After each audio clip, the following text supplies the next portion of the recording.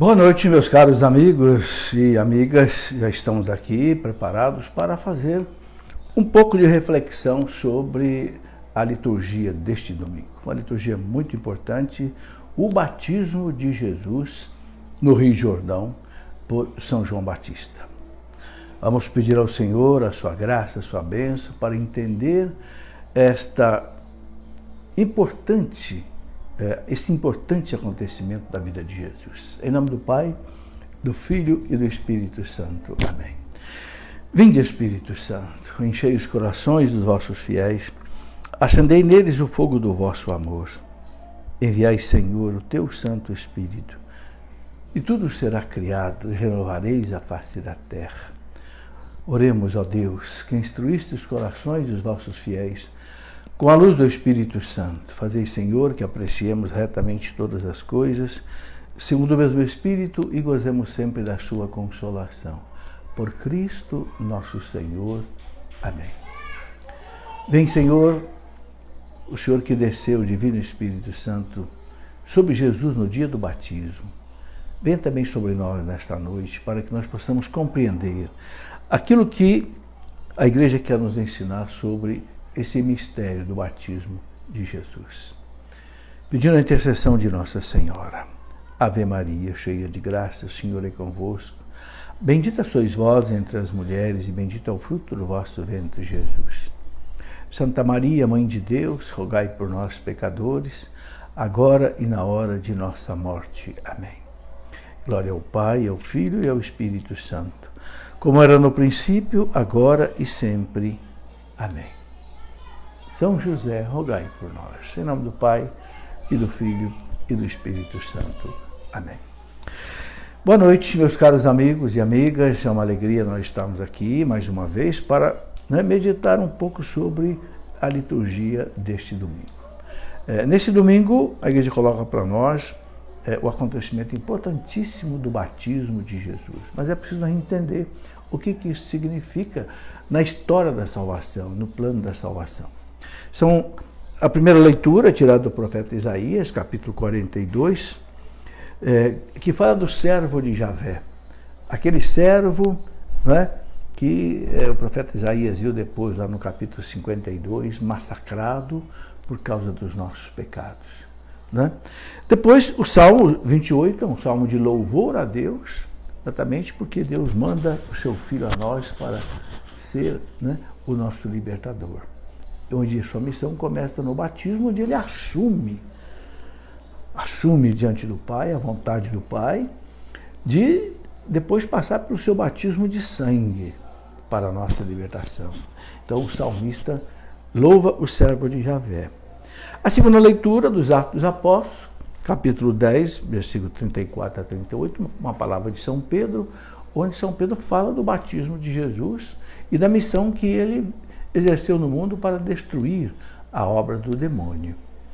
E o Evangelho de São Mateus, capítulo 3, versículo 3 até 17, fala exatamente do batismo. Então vamos meditar um pouco sobre esta realidade. Começando aqui pelo livro do profeta Isaías, capítulo 42, versículo de 1 até 4, depois versículo 6 e versículo 7, que diz assim: Assim fala o Senhor, eis o meu servo, eu o recebo. Esse servo é o Messias, é Jesus, que há 700 anos o profeta Isaías já profetizava. Eis o meu eleito, nele se compraz a minha alma. Pus meu espírito sobre ele. Lá no capítulo 49, Isaías vai falar sobre a presença do Espírito em Jesus com os dons. Ele promoverá o julgamento das nações. Ele não clama nem levanta a voz, nem se faz ouvir pelas ruas. Não quebra uma cana rachada. Ou seja, ele veio salvar a todos aqueles que se abrirem para a fé. Ainda que seja um fiozinho de fé, ele não quebra uma cana rachada, nem apaga um pavio que ainda fumega, mas promoverá o julgamento para obter a verdade. Não esmorecerá, nem se deixará abater. Que beleza, né?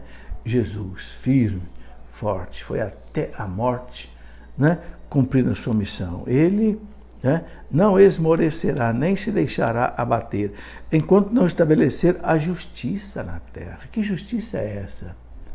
A justiça é a vontade de Deus, né? Os países distantes esperam seus ensinamentos. Eu, o Senhor, te chamei para a justiça e te tomei pela mão, eu te formei e te constituí como centro de aliança do povo, luz das nações, para abrir os olhos dos cegos, tirar os cativos da prisão, livrar do cárcere os que vivem nas trevas. Bem, a gente sabe que quando João Batista mandou os seus discípulos perguntarem para Jesus, né, o Senhor é o Messias ou ainda devemos esperar outro? Jesus manda João Batista exatamente observar isto que o profeta tinha dito, né? Vem para abrir os olhos dos cegos, tirar os cativos da prisão do pecado, né? Livrar dos cárceres os que vivem nas trevas do pecado, do mal, né? Então a primeira leitura do profeta Isaías é exatamente esse anúncio do Messias que viria para a nossa salvação, que o profeta há 700 anos coloca nessa leitura, né? Depois tem outras leituras também que a gente pode ver, né? E aí ele fala, eis o meu servo, nele se compraz a minha alma. Olha, veja, Jesus, ele é o Filho de Deus, mas aqui o profeta o chama de servo. Por quê? Porque o servo é aquele que serve, faz a vontade do patrão, porque o Senhor vai fazer a vontade do Pai, né? Bom, o Salmo, né, que eu já falei, Salmo 28, é um salmo de louvor a Deus por tudo isso, né? Filhos de Deus, tributai ao Senhor, tributai-lhe a glória e o poder, dai-lhe a glória devida ao seu nome, adorai-o com santo ornamento. A festa do batismo de Jesus, de certa forma, é uma festa da Santíssima Trindade. Por quê? Porque ali o Pai se manifestou, o Filho está presente e o Espírito Santo também. Então a Santíssima Trindade se manifesta ali. É por isso que a Igreja acredita no mistério da Santíssima Trindade. Não é um mistério inventado pela Igreja, não é um mistério que um Papa inventou, um teólogo, não. É a revelação divina. No batismo de Jesus, a Trindade se manifestou. Nós celebramos a semana inteira a epifania do Senhor, a manifestação do Senhor, não é? Começou com a manifestação de Jesus aos judeus, na pessoa dos pastores, depois a manifestação aos pagãos, na figura dos reis magos, e agora é Deus quem o manifesta. O Pai, este é o meu Filho bem amado, em quem eu coloco toda a minha afeição. Por quê? Porque ele faz a minha vontade, né? O Filho está ali e o Espírito Santo desce com uma forma de pomba. Então é a manifestação da Santíssima Trindade. Bem, eis a voz do Senhor sobre as águas, sua voz sobre as águas imensas, eis a voz do Senhor com poder, eis a voz do Senhor majestade. O Salmo sempre é um louvor a Deus, né? Você sabe disso. Sua voz no trovão reboando, no seu templo os fiéis bradam glória. É o Senhor que domina os dilúvios, o Senhor reinará para sempre. É o Salmo, algumas passagens do Salmo 128 que aclama aí a beleza, né, do Senhor. Depois temos a segunda leitura, que é tirada dos Atos dos Apóstolos, capítulo 10, né, em que a gente vê aí uma colocação de São Pedro, muito interessante, né? Atos 10, de 34 a 38, foi ungido por Deus com o Espírito Santo. O texto diz assim, Pedro tomou a palavra e disse, onde? Quando Pedro foi à casa de Cornélio. Você se lembra desse fato, lá dos Atos dos Apóstolos, capítulo 10. Pedro estava na cidade de Jope, que é ali mais ou menos nas margens do mar Mediterrâneo, em Israel, era meio-dia, e Pedro teve uma visão, né? Aquela visão em que descia um lençol do céu, cheio de animais, que os judeus consideravam impuros e que não comiam, né? Mas Deus diz para Pedro, Pedro, pega, mata e come. E Pedro fala, não, Senhor, eu sou um bom judeu. Pedro, pega, mata e come. 3 vezes. Pedro ficou pensativo, o que significa isso, né? Daqui a pouco chegam alguns emissários, né, do centurião Cornélio, Porque um anjo apareceu lá para Cornélio, interessante, Cornélio era um centurião romano, pagão, mas Cornélio estava rezando. E um anjo apareceu, Pedro disse, Cornélio, manda alguém lá na casa de Pedro chamar Pedro aqui. Quando Pedro estava vendo essa visão, bate na porta da casa de Pedro e recebe esse recado. Olha, o centurião Cornélio está te chamando na casa dele. Pedro entendeu que Deus estava fazendo alguma coisa. Né? Primeiro que o judeu não entrava na casa de um pagão, ele ficava contaminado. Então Pedro ficou pensativo, mas aí Deus preparou com aqueles animais impuros. Não chamo de impuro aquilo que eu purifiquei. Ou seja, Pedro começou a pensar, eu vou na casa de Cornélio. Deus deve ter purificado. E foi. Quando chega na casa de Cornélio, ele começa a falar de Jesus e acontece ali o quê? Um Pentecoste. O Espírito Santo desce na casa de Cornélio, na casa dos pagãos. Foi a primeira vez que o Evangelho foi levado na casa de um pagão. E essa leitura daqui, dos Atos dos Apóstolos, capítulo 10, 34, é exatamente tirado desse contexto. Pedro está ali na casa de Cornélio.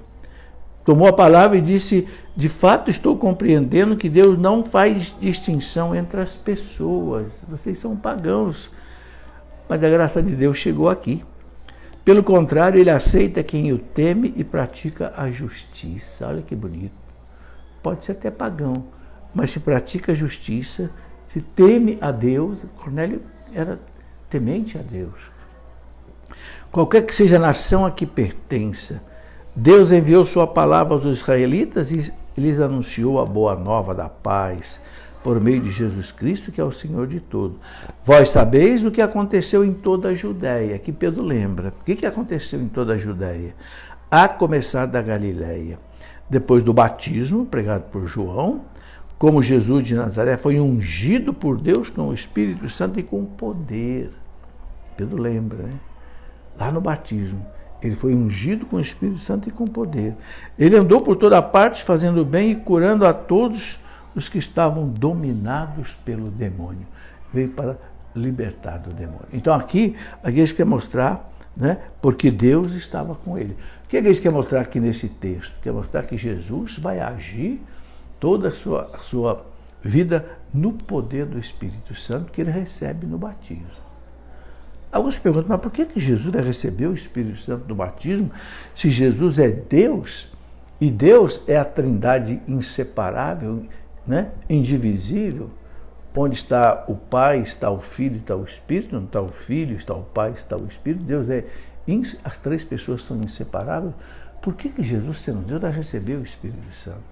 Aqui uma explicação muito importante. Porque ele é homem. E ele vai agir na sua missão terrena como homem.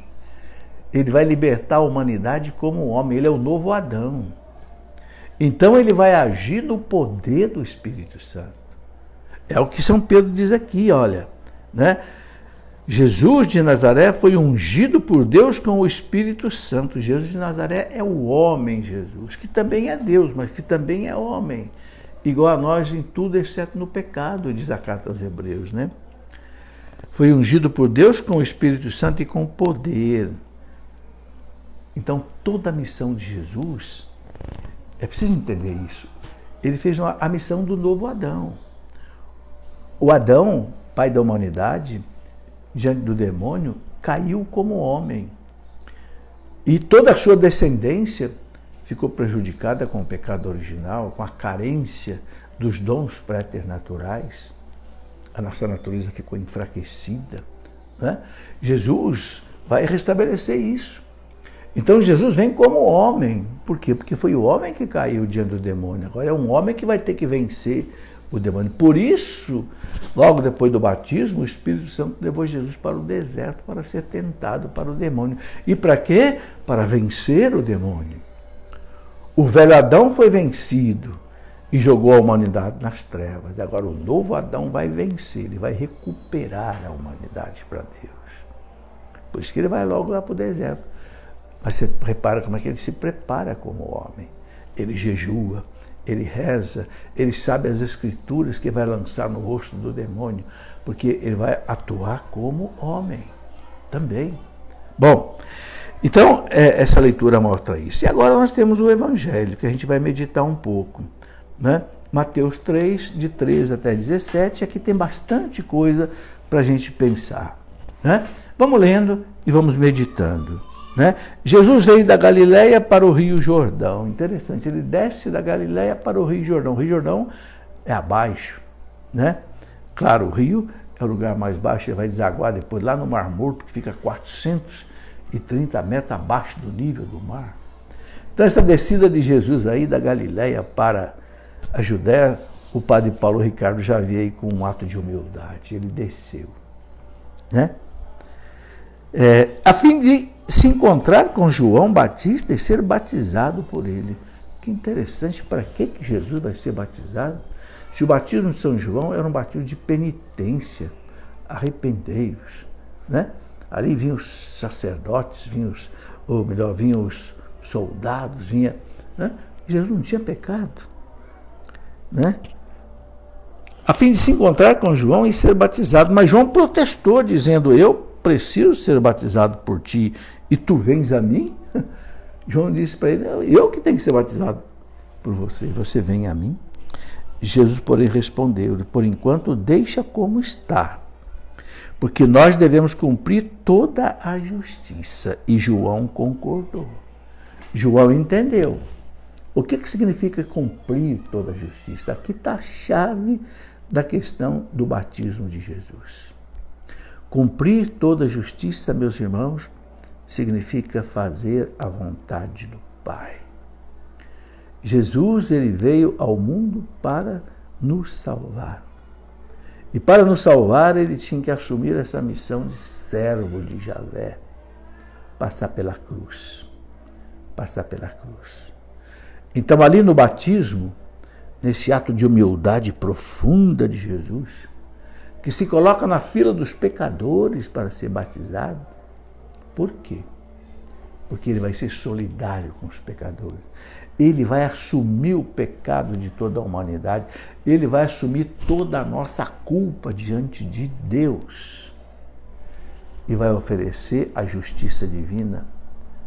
Um sacrifício de valor infinito, que é o seu sacrifício na cruz. Por quê? Porque é o sacrifício de um homem que também é Deus. Eu repito muitas vezes nessas lives, nas minhas pregações, isso que é muito importante.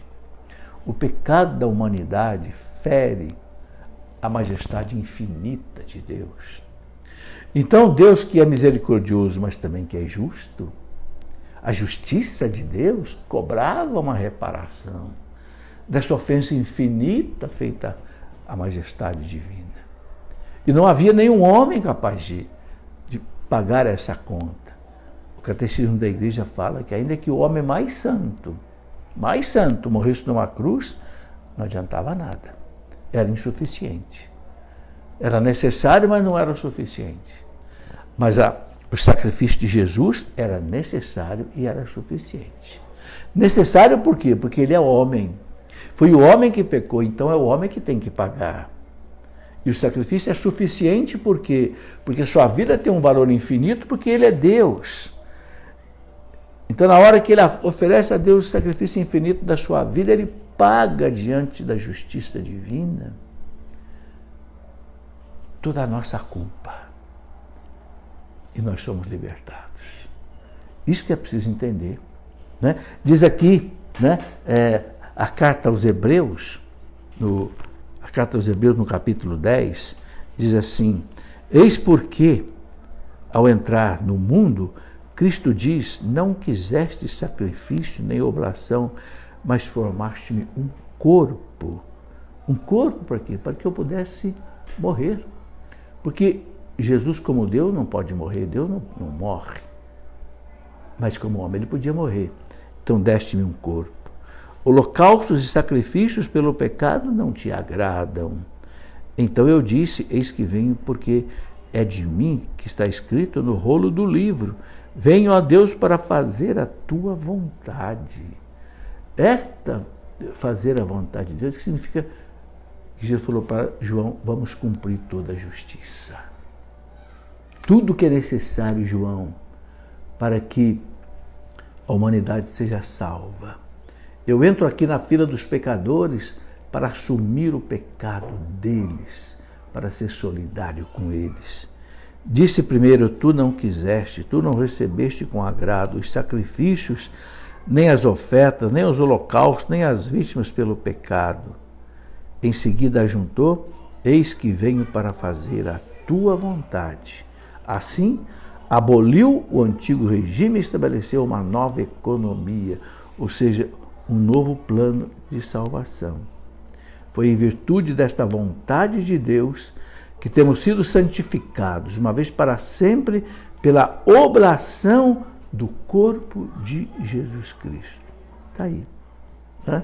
Cristo, diz aqui o versículo 12, ofereceu pelos pecados um único sacrifício e logo em seguida tomou lugar para sempre à direita de Deus. Então, vejam, no seio da Trindade, o Verbo se ofereceu para vir à Terra e pagar o pecado da humanidade. Só que para pagar o pecado da humanidade, ele tinha que oferecer algo infinito para Deus. E o que esse homem Jesus tinha de infinito para oferecer à justiça divina era a sua vida divina, humana e divina. Como homem ele pôde morrer, como Deus ele pôde oferecer pela morte um sacrifício infinito a Deus. Esse é o milagre da nossa fé. Esse é o mistério da fé. Quando o padre fala depois da consagração, eis o mistério da fé. O que acontece ali sobre o altar? É exatamente isso. O Calvário se torna presente, porque o Calvário não se apaga no tempo. As ações de Deus são teândricas, humanas e divinas.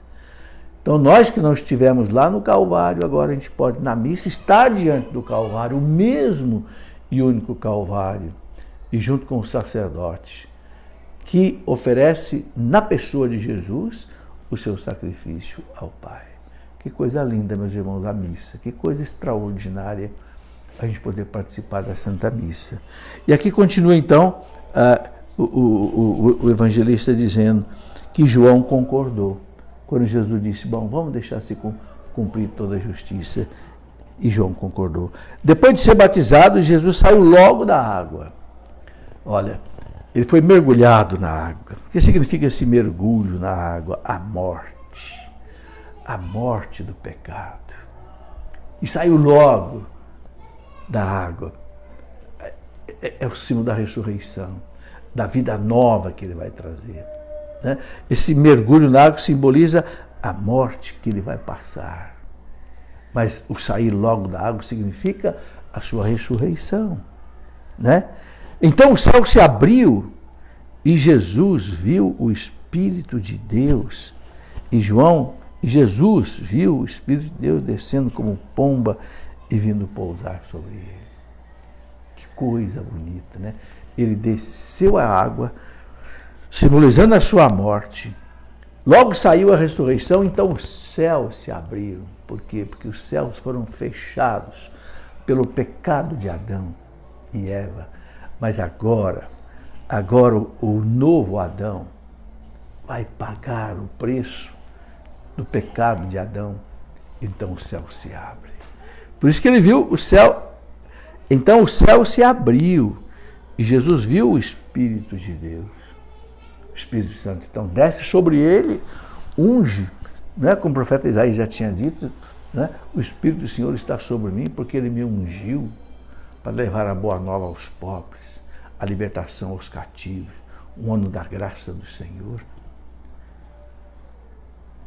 E do céu veio uma voz que dizia, este é o meu filho amado, no qual eu pus o meu agrado. Por que o Pai, então, faz essa manifestação? Este é o meu filho amado, este é o meu filho do peito, do coração, porque esse filho faz a minha vontade. A minha vontade é salvar essa humanidade, mas a minha justiça exige um sacrifício tremendo do meu filho, e o meu filho aceita. Este é o meu filho bem amado. Né? A gente que é pai, tem vários filhos, né? Quando um filho faz a vontade da gente, né? Se sacrifica pela gente, né? A gente fala, esse é meu filho bem amado. É o que o Pai está dizendo de Jesus. Este é meu Filho bem amado, no qual eu pus o meu agrado. É Ele que eu amo. Né? E Deus quer dizer isso de nós também, sabe? Deus quer dizer isso para nós também. Deus quer olhar para nós e dizer, este é o meu Filho bem amado, no qual eu ponho toda a minha afeição e agrado. Né? Por isso que São Paulo fala lá na carta aos Romanos, Romanos 8, 29, São Paulo fala assim, Deus predestinou para sermos conformes à imagem do seu Filho. Deus nos predestinou para sermos conformes à imagem do seu Filho. Quando a gente tiver a imagem de Jesus, ou seja, quando a gente fizer a vontade do Pai, como Jesus fez a vontade do Pai, então Deus vai dizer para nós também, esse é meu Filho bem amado, em quem eu ponho toda a minha afeição, porque Ele faz a minha vontade. Ele não quer viver uma vida só para Ele, egoísta, não, Ele vive para mim, vive para os outros. Este é meu Filho. Como os santos viveram, né? Este é meu Filho bem amado. Por quê? Porque Ele faz a minha vontade. Né? Que coisa bonita. Agora, outras coisas que eu gostaria de colocar. Né? O Catecismo da Igreja, ele explica numa página, apenas numa página do Catecismo, a partir do parágrafo 535, o Catecismo coloca de uma maneira assim, bem clara para nós qual é o significado do batismo de Jesus. Eu quero ler para você, porque é a palavra oficial da Igreja. Né? Diz assim, a vida pública de Jesus tem início com o seu batismo, por João no Rio Jordão. João Batista proclamava um batismo de arrependimento para a remissão dos pecados. Uma multidão de pecadores, de publicanos, de soldados, fariseus, saduceus, prostitutas, vem fazer-se batizar por ele. Veja, é essa turma, prostitutas, fariseus, saduceus, soldados, e Cristo entra no meio deles, se faz solidário com eles. Né? Jesus aparece, o Batista hesita, mas Jesus insiste, e ele recebe o batismo. Então o Espírito Santo, sob forma de pomba, vem sobre Jesus, e a voz do céu proclama, este é o meu Filho bem amado. É a manifestação, epifania de Jesus como Messias de Israel e Filho de Deus. É aquilo que eu falei, Deus manifesta Jesus. O batismo de Jesus é da parte dele o que? A aceitação e a inauguração da sua missão de servo sofredor. Olha aqui. Deixa-se contar entre os pecadores.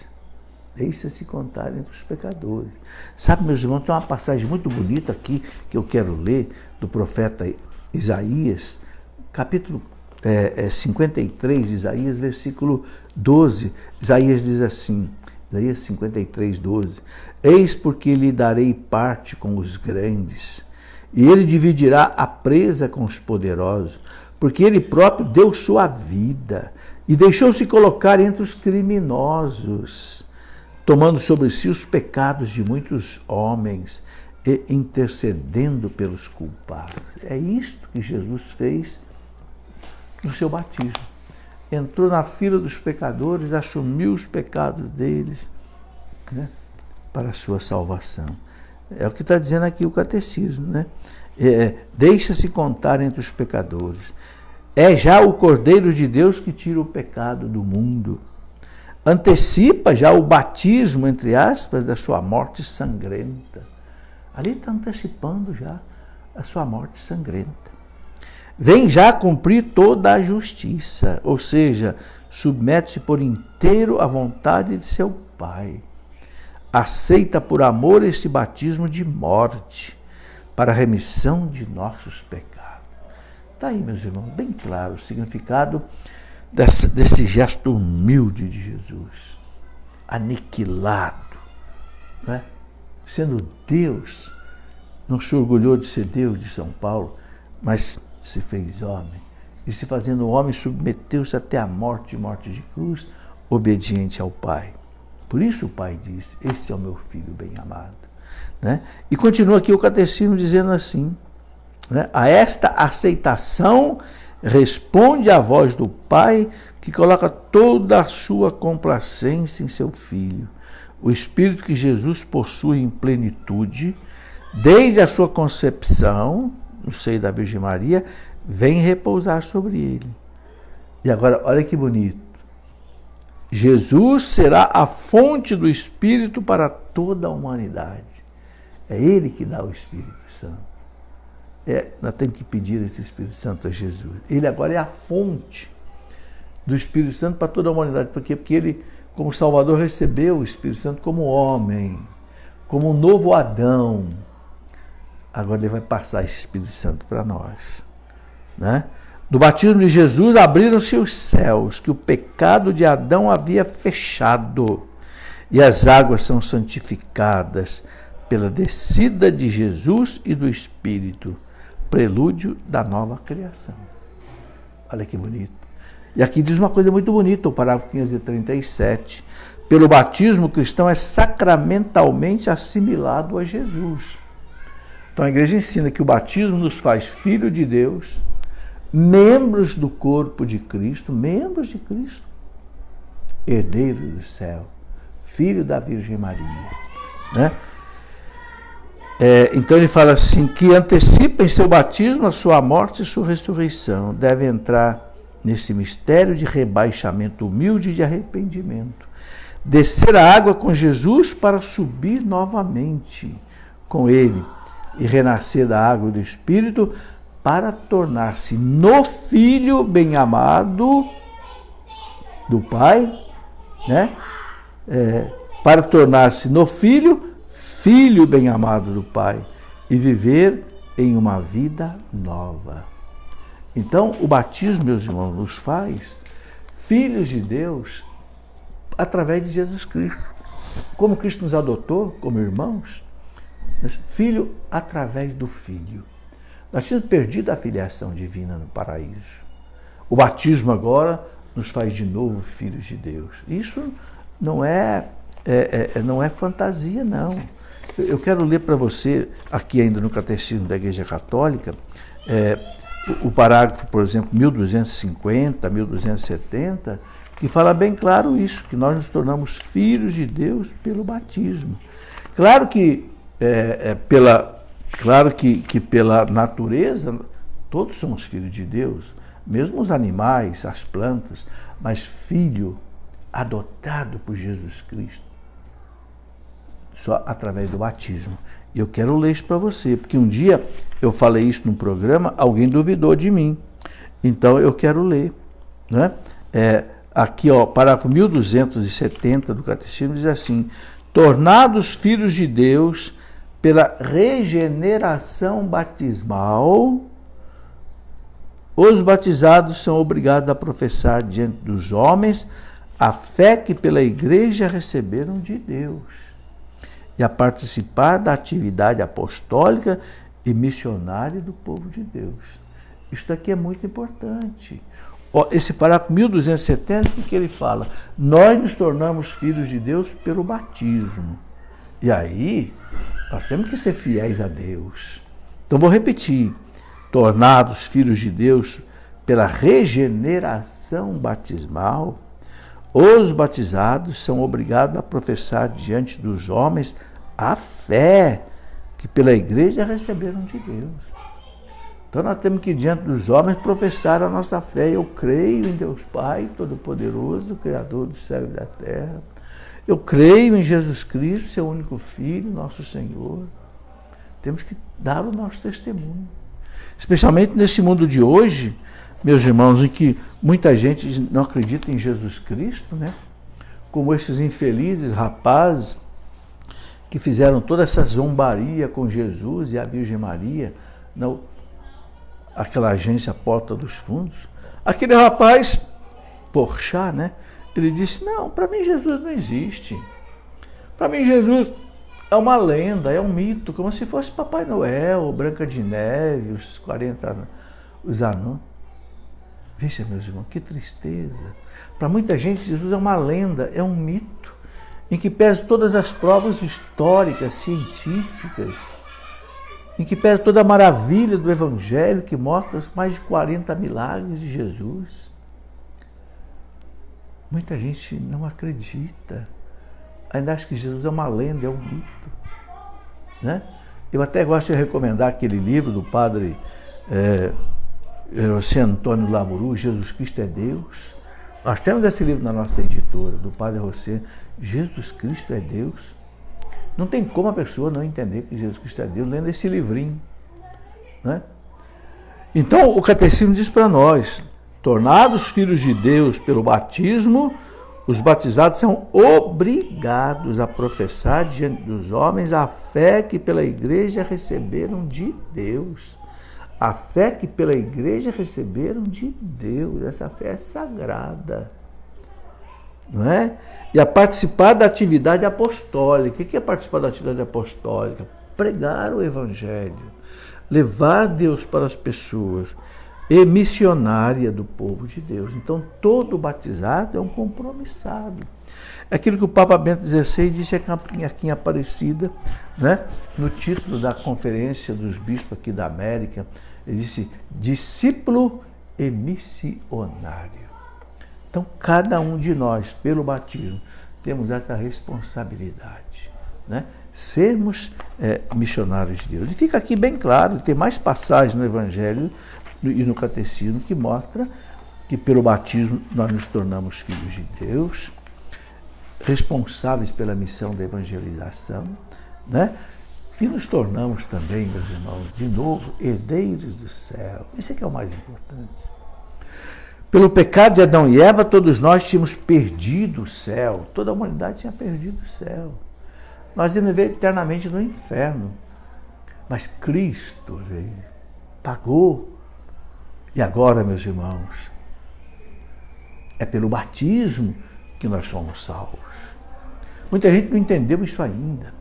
Muita gente pensa que o batismo é uma coisa assim meio social, faz festa, faz bolo, faz festa, convida um padrinho para a criança de qualquer jeito, um padrinho amigão do peito, mas que não está nem aí com Deus. Não. O Código de Direito Canônico fala alguém para ser padrinho de batismo, de crisma, tem que ser católico, batizado, crismado e estar vivendo de acordo com a lei de Deus. Porque o padrinho é o exemplo para o afilhado, então o padrinho não pode estar vivendo de vida errada. Se o padrinho está vivendo uma vida errada, como é que ele pode ser exemplo para o afilhado? Não tem jeito. Então, o batismo, meus irmãos, olha quanta coisa você, quando é batizado, recebe. Você se torna filho amado de Deus. Filho no Filho, você é resgatado. Cristo vai te buscar lá do inferno e traz para o céu. Você se torna membro do corpo de Cristo, templo da Santíssima Trindade. Um dia eu participei de um batismo lá em Itajubá.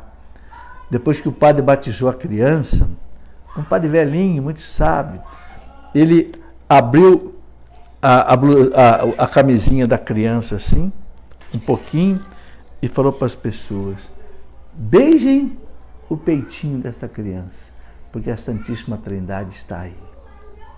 O batismo faz templo da Santíssima Trindade. Foi uma experiência que nunca mais eu esqueci. Beijar o peitinho daquela criança que acabou de ser batizada. Templo do Espírito Santo. Morada do Espírito. Ali ele recebe os dons do Espírito Santo como que em semente. Sabedoria de Deus, ciência de Deus, entendimento das coisas de Deus, né?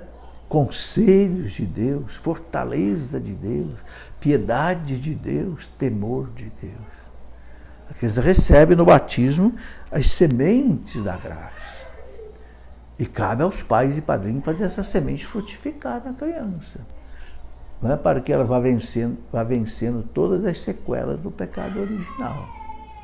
Coisa bonita, né?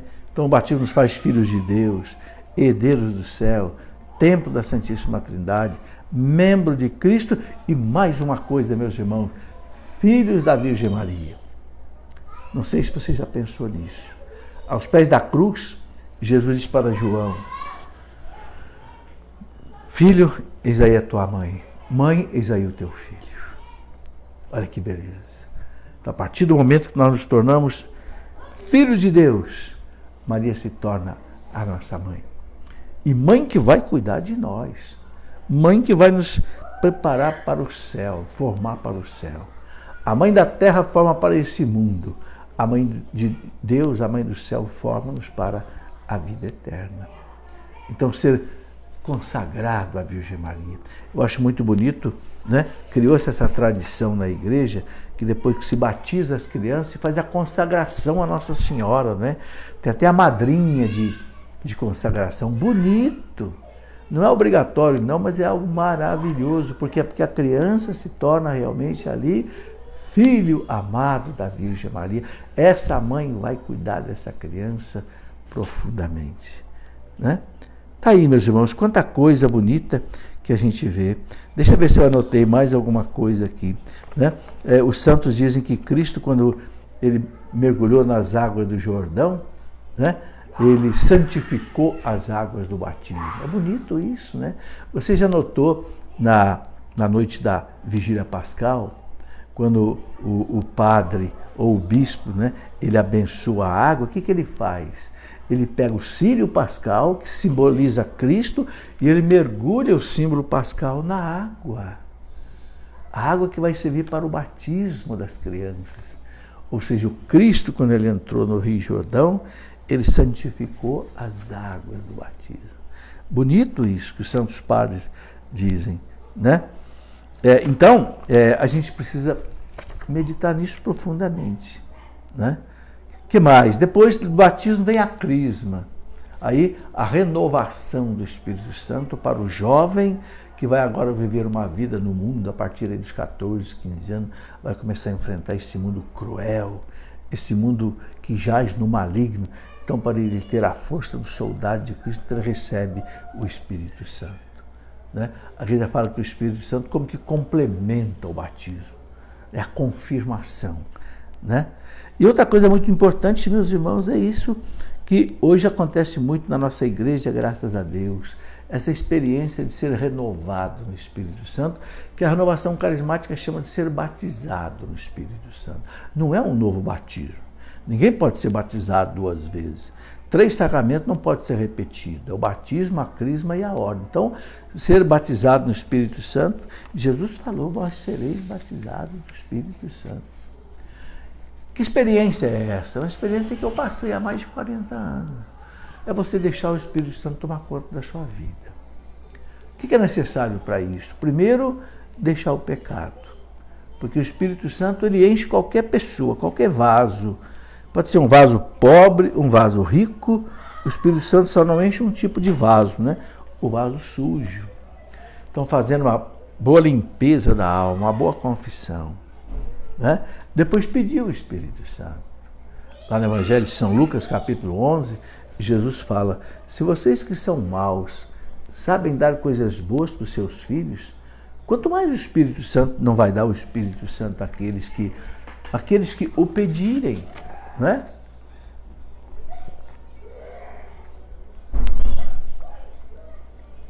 Jesus fala assim, quando um filho pede pão, você não vai dar pedra para ele.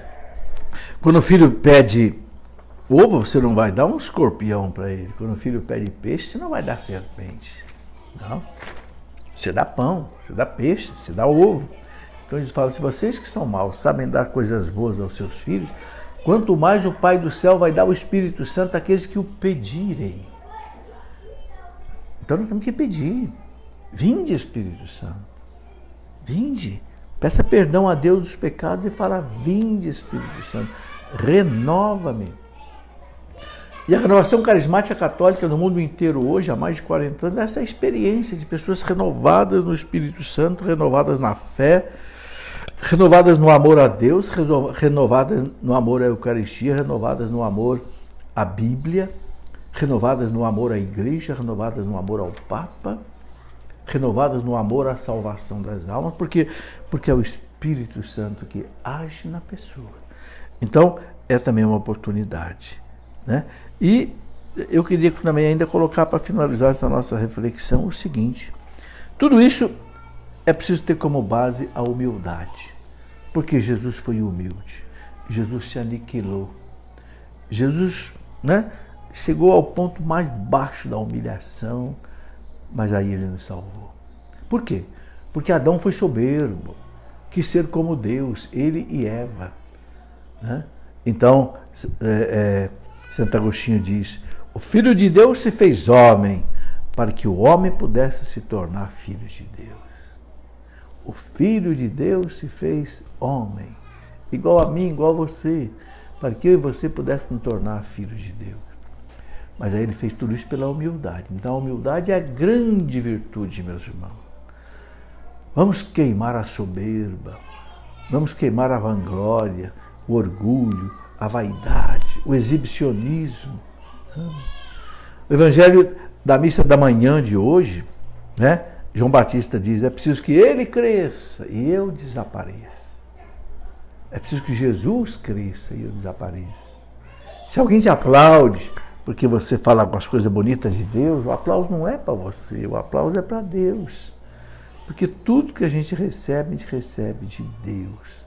Então a gente não pode se vangloriar de nada.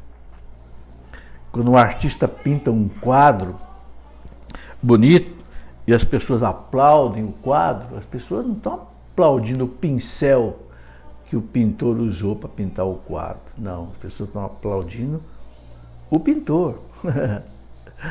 Então, quando a gente faz alguma coisa boa e as pessoas nos aplaudem, né? Ele está aplaudindo Deus, que nos deu o dom, a graça para fazer aquilo bem. Ninguém aplaude o pincel, aplaude o autor. Nós somos o pincel, Deus é o autor. Compreendeu? Muito bem, meus irmãos, meus amigos, que Deus nos dê a sua graça e a sua bênção, que a gente possa renovar as promessas do nosso batismo sempre. Né? Você sabe o dia que você foi batizado? Eu sei, graças a Deus. Dia 8 de outubro de 1949. Todo dia eu vou à missa cedo e quando acaba a missa eu passo lá naquela pia batismal que está na Catedral de Lorena, onde eu fui batizado, e eu, né, coloco a mão ali naquela pia e digo, Senhor, eu renovo as promessas do meu batismo. Renuncio a Satanás e às suas obras. Renuncio, Senhor, a todos os meus pecados e professo a fé da minha igreja. Creio em Deus Pai Todo-Poderoso. Faça isso. Renove as promessas do seu batismo. Descubra a pia batismal onde você foi batizado. Descubra o dia que você foi batizado. Esse é o seu verdadeiro nascimento. O dia que você foi batizado. O dia que você se tornou filho de Deus. Que beleza, meus irmãos. Eu já falei aqui, eu repito. O único diploma que eu tenho pregado na parede do meu escritório é a minha certidão de batismo. Porque não é nenhum outro diploma, nem diploma de primário, nem diploma de ginásio, nem diploma de colegial, nem diploma de faculdade, nem diploma de doutorado, mestrado, que vai me levar para o céu, não. O que vai me abrir as portas do céu é a minha certidão de batismo. Tá aí. Um grande abraço. Deus te dê um domingo abençoado e cheio de paz. Amém.